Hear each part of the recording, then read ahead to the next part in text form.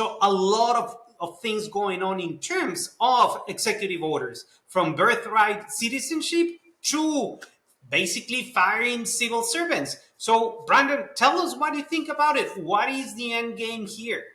Yeah, it's a great question. There's an assumption that presidents can kind of do anything. Like our Mavericks fans would love to see the president reverse the Luka trade. The president also complained yesterday about the kickoff rules in football. These are not things that you can change. Obviously, executive orders are really just agency rules. And so they're typically pretty limited and pretty focused on like a specific outcome. They do have to have a source of authority. So either the president has to rely on Congress and a law that's been written, or kind of obliquely kind of the Constitution.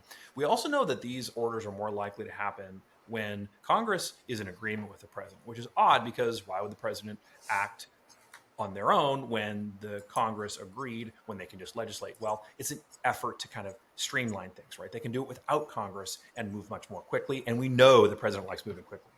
So everything that is in flux right now, we see that Congress has not been really pushing against these executive orders. So at the end, the courts are going to be the real player. So how do you think that the courts, and by that I say the Supreme Court, is going to play out this whole dilemma of what some people call a constitutional crisis? Yeah, I mean, the president wants the courts to be the backstop here. And I think they're taking a calculated risk that they're going to get the executive or the legislative judicial branch that they've put together to basically sort of fix this for them. But there are some things they can't do. For instance, ending birthright citizenship by executive order is a constitutional mandate. And so as a result, it's unlikely to be overturned. The other thing is that he's promised that he's going to essentially take away paper straws.